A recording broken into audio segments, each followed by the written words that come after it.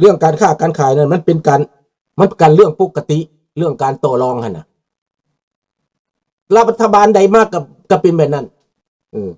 เขาก็เปลี่ยนไปเรื่อยๆแต่ละรัฐบาลแต่ละสุดระหว่างแคนาดาอเมริกาแต่ก่อนก็เป็นนับต้านั่นนี่เห็นบอกมาบัดนี้ก็มาเป็นแบบนี้เขาก็เจรจากันต่อไปเรื่อยๆว่าซั่นไป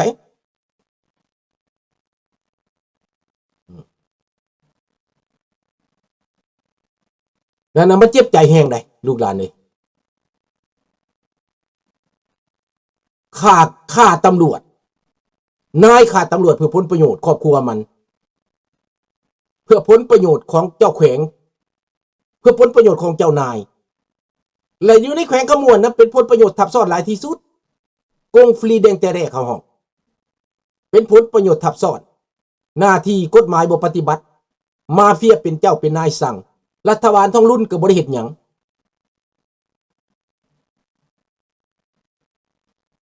ออร์แกไนซ์ดีพอสิเป็นเหตุเป็นหมากได้แม้นเพราะว่าลาวนอกนี่เขามาแล้วเขามีเวียกมีการมีงานกินแล้วเขาก็บ่ได้เกี่ยวกับบ้านกับเมืองแล้วเฮาติเขาก็บ่ได้เฮาสิว่าเขาลายก็บ่ได้เพราะเขาหนีมาแล้วเขาปล่อยปะประเทศแล้วเขาหนีมาแล้วเขาถือว่าเขาหันหลังให้แล้วว่าซั่นไปเฮาสิมาโทษเขาก็บ่ได้ดอกคันสิแม่นโทษก็เป็นคนในประเทศนั้นที่ยังอยู่นะบ่สู้คนอยู่นอกประเทศนี่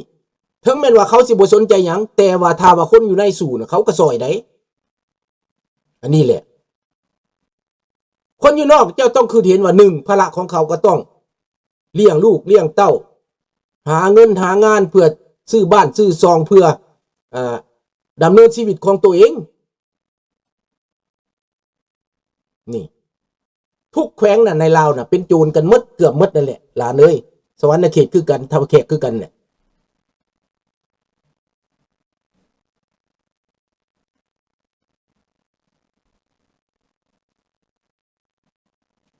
กำลังสร้างบ่อนคาสิโนแมนกระจีนเงินเถื่อนเงินสลาดบางหลวงสิ่งที่มันเว้ามันกล่าวหาใส่พวกพระจักรลาวก่อนนั่นบ่แม่นจักดีแม่พี่น้องเอ้ยแม่นพวกมันเฮ็ดความชั่วเบิดขอโทษเขาดอกดีแล้วแต่ที่ยังมีคนหันกลับมาหาประเทศเฮา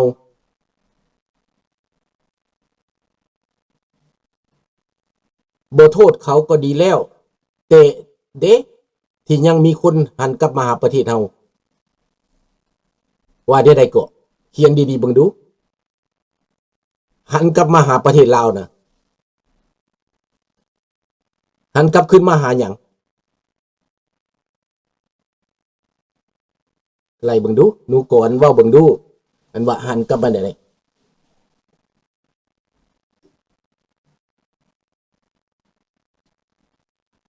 เว้าให้มันเจียนให้มันแจ้งนะว่าเนี่ยใดอยากว่าเนี่ยใดอันในใจหั่นน่ะได้ละเมื่อรัฐบาลเป็นโจรอยู่จังซี่ตำรวจก็เป็นโจรฆ่ากันอยู่จังซี่บ้านเมืองบ่สงบแก๊งคอลเซ็นเตอร์ก็ไล่มาเต็มอยู่ลาวเดี๋ยวนี้น่ะบ้านเมืองก็ไปขายให้เจให้จีนหมดแล้วคนลาวก็พิษกันญาติดินญาติดอนญาติหนทางกันตีกันด่ากันจูดเหล้าเผาเฮือนกันอยู่นี่น่ะและมันมีความสุขอยู่บ่ไหนแหละในเมื่อบ้านเมืองเป็นโจรแล้วน่ะ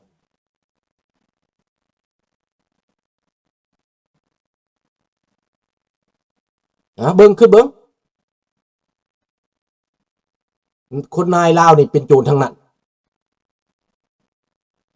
คันบ่เป็นประชาธิปไตยนี่นะข้าพเจ้าก็ยังมีความหวังน้อยหนึ่งอยู่แต่มันหวั่นไหวนำเท่าถ้ำนี้แล้วก็คันแม่นนาโต้กับตะถ้ำนี่นะหนุนสำเร็จสีนะให้เป็นประชาธิปไตยเขมรเป็นประชาธิปไตยนี่นะและประเทศไทยก็หนุนสำเร็จสีเป็นประชาธิปไตยนี่นะอันนี้ประเทศไทยมันยังอยากหลบเรื่องชายแดนอยู่เกียดสร้างเขมรว่าซั่นไปคันแม่นหนุนสำเร็จสีมาเป็นอำนาจนี่จังต่อรองกันจังเจรจากันมาอาจจะเป็นการดีนะเฮาก็ยากเด้ยากอยู่บนใดถ้าสำเร็จสีมานี่เอายังมีความหวังเด้ข้าพเจ้าก็อยากให้ท่านสำเร็จสีกลับขึ้นมาเป็นนายกเขมรจังสิไปหาเพิ่นได้บ่อนที่เฮาใกล้ชิดที่สุดก็1ประเทศไทยก็ความหวังที่ว่าจะพึ่งประเทศไทยนี่ก็มีน้อยเต็มที เรื่องประชาธิปไตยนี่นะพอรัฐบาลไทยยุคใดขึ้นมาก็มีแต่ไปหาลาวแดงเบิด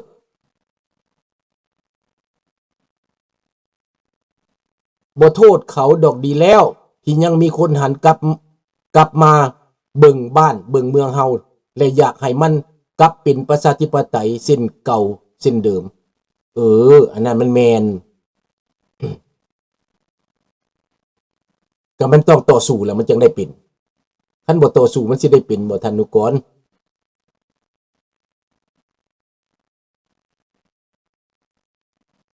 มันไว้ใจยากว่าซั่นไปตอนนี้น่ะเราปีนไปปีนมาน่ะมันแม้แต่ยูเครนนี่ก็จะเสียขวัญไปหลายเทื่อน่ะคันเราหนุนเนี่ยเราหนุนแท้คันเราเฮ็ดแท้น่ะเราพลิกไปหลายเทื่อพูดน่ะคันเทื่อ1 2เทื่อนี่มันเป็นตานั่นอยู่ตอนนี้มันเสียขวัญอยู่ให้เฮานี่น่ะคันแม่นจอร์จ W. Bush บ่แล้วเสร็จแล้วป่านนี้นะเอาแล้วนำแล้ว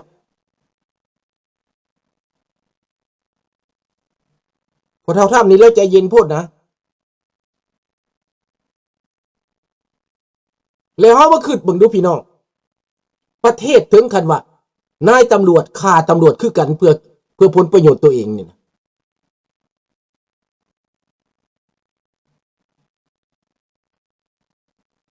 ก็ยังบ่ทันฮู้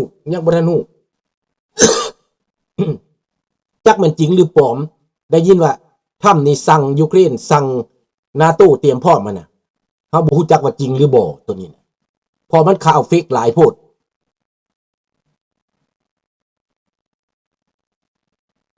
แม้แต่เขมรคือเหมือนปากพูดอย่างใจคิดอีกแบบอันนั้นเฮาก็เข้าใจอยู่เพราะเข้าใจได้น้องธนพรถ้าเฮาเป็นเขานี่ก็ยากลำบากเด้น้องธนพรยากลำบากเด้อ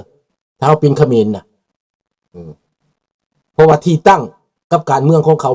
มันล่มลุกคุกคานมาพอแห้งแล้วสำเร็งสีก็จนบ่มีบนอยู่แล้วนี่มันก็ขึ้นน้ำผู้นำนั่นแหละขึ้นกับครอบครัวหุ้นเส้นนี่เป็นโจรนั่นแหละ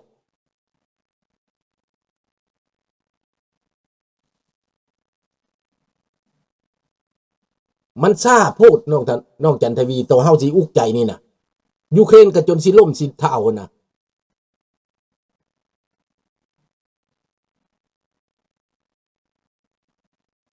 ดังนั้นคันแม่นสำเร็งสีมานี่ข้าพเจ้าเชื่อใจเขมรเสรีนี่น่ะและทหารเขมรที่เป็นอยู่ปัจจุบันนี้ก็ต้องไปตามนั่นแหละคันมหาอำนาจอเมริกาหน้าโต้หนุนหลังนี่ข้าพเจ้าว่าผู้มีภาคนี่ข้าพเจ้ามั่นใจว่ามันสิเป็นแบบไปในรูปนี้หน้าโต้นี่เขาเกียมแล้วก็มอบให้ญี่ปุ่นและในเรื่องนี้นะเป็นลักเป็นแรงนี่นะนุนญี่ปุ่นว่าซั่นไปอเมริกานุนญี่ปุ่นอำพลว่าลุงครับลุงเคยใช้คำว่าสมเสยไหมครับไม่ครับเขาว่าลุงก็บ่เว้าลุงบ่มักคำว่าสมเสยลุงบ่มักคำว่าสหายหลายอย่างที่เฮาบ่มักแต่บางครั้งน่ะมันอยู่ในหมู่ของเขาน่ะเจ้าบ่ว่าเจ้าก็ตายเห็นบ่เฮาบ่มักลาวนอกตั้งออร์แกไนซ์คือ3สมาคมนายครูนายหมอเอนจิเนียร์มิลิเตอร์ถ้าเฮามีตั้งไว้แล้วตอนเฮาสิใช้มีจริงโอ้มันบ่อึดดอกอันนั้นน่ะสมาคมมันหลายโพดองค์กรสิทธิมนุษย์ก็หลายโพด ลุงนี่ก็มีองค์กรสิทธิมนุษย์ติดต่อรัฐบาลได้มันบ่ยากดอกองค์กรนั้นน่ะมันมีเบิดแล้วมีหลักการมีกฎหมายเบิดแล้วรับรองจากรัฐบาลมีเบิดอันนั้นน่ะลุงนี่ก็มี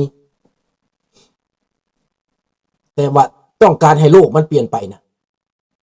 คันโลกมันบ่เปลี่ยนไปก็เฮ็ดบ่ได้ประเทศในประเทศที่1เป็นลาวแดงในประเทศที่2คือประเทศไทยมันก็ยังมีการคุ้มเครืออยู่เฮาก็ไปยากเห็นบ่เฮ็ดยากมันบ่เอาหลักการสากลคันเอาหลักการสากลโอเคลาวนอกมันเว้ากันได้อยู่ดอกมันบ่มีหยังดอกอันนั้นน่ะถ้าว่าโลกมันเปลี่ยนไปนะลาวนอกก็เปลี่ยนไปได้คือกันแถมยังมีกลุ่มcall center เต็มบ้านเต็มเมืองไปหมดมีแค่คนไทยบางกลุ่มก็ยังถูก ข้อกล่าวหาว่าร่วมขบวนการด้วยครับ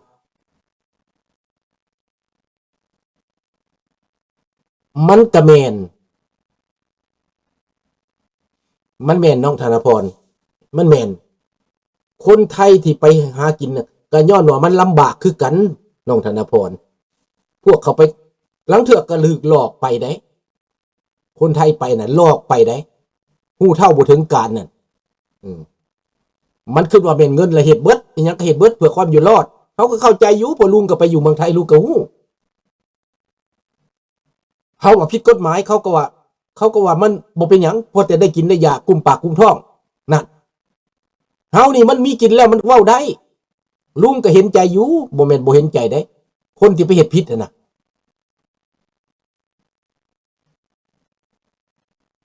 ในต่างประเทศบ่มีดอกสมเสยน่ะมีแต่เมืองลาวนั่นแหละเว้าคันอยู่น้ำเขาอ่ะมันเจ้าบอกว่าบ่ได้คือคนลาวในประเทศน่ะเขาก็ต้องได้เว้าคันเขาบ่เว้าเขาก็ถูกมองถูกว่าแหละเนาะเขาก็เข้าใจเขาอยู่ดอกในเมื่อตำรวจหัวหน้าตำรวจก็เป็นโจรเป็นฆาตกรเป็นคนบ่ดีเป็นคนชั่วแล้วเป็นคนเห็นแก่ตัวแล้วนะระดับประเทศเด้ก็เป็นแบบนี้กันเบิดเจ้าเว้ยครอบงำเบิดเดี๋ยวนี้ปรากฏว่ามีการปราบปรามอยู่ในคิงโรมันมีตำรวจไทยมีตำรวจลาวมีตำรวจสากลเกาหลีและคนลาวกับฮู้จักอยู่ว่าเหตุผิดกฎหมายนะฮะแต่ก็ยังส่งลูกส่งเต้าไปเฮ็ดเวียกไปรับมันสายรับคอเห็นบ่ไปเฮ็ดเวียกอยู่ไปอยู่ลาวต้องเป็นคนโง่จึงอยู่ได้แม่นถ้าสั้นตายขนาดลุงนี่นะตอนอยู่1975 1979นี่นะสบายดีท่านบุญดีลุงทำคนเป็นคนดีคนซื้อแต่ผัดความสลาดผัดยังใส่อยู่ความหู้ยังใส่อยู่ตัวนี้แหละตัวพาตายนะมันอยู่บ่ได้ก็เลยถึกล่มถึกตายย้อนนี่แหละเป็นหยังพอย้อนเฮาคิดว่าเหตุความดีมันจะได้ดี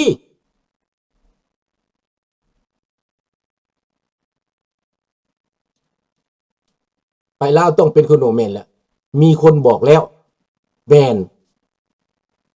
ถ้าเจ้าปากเจ้าเว้าเจ้าตายโลดเจ้าใส่ความสลาดเจ้าตายโลดเจ้าลืนเขาจะตายโลดนั่นแหละน้องจันทวีจังว่าก็ยังมีความหวังอยู่ลึกๆว่าคนลาวอยู่นอกประเทศกำลังตื่นเนี่ยนี่นะผู้เฒ่าผู้แก่ผู้อาวุโสกำลังตื่นลูกหลานผู้หนุ่มผู้น้อยก็จะฟังจากพ่อจากแม่เขาหั่นแหละถ้าว่าไปหลายก็ใส่ความอดทนพยายามอยู่ลุงนี่นะคือเบิ่งอยู่ในประเทศแคนาดานี่นะคนต่อสู้นี่บ่ได้มีหลายเด้น้อยคนมีน้อยที่สุดการต่อสู้นี่นะนอกจากนั้นก็เห็นแก่ตัวเบิดเห็นบ่เฮาก็ยังรักษาความสัมพันธ์นี้รักษาความเป็นลาวนี่ไว้อยู่จนกว่าเมื่อใดเขาเจ้าตาสว่างพุ่นแหละท่านบุษดีบอกเนี่ยนางต้นนี่เด้อท่านบุษดีค่อยแอดไปแล้วเราบ่ได้แอดมาเราบ่ฮู้จักข่อยเจ้าบอกนี่เด้อบอกว่าอัน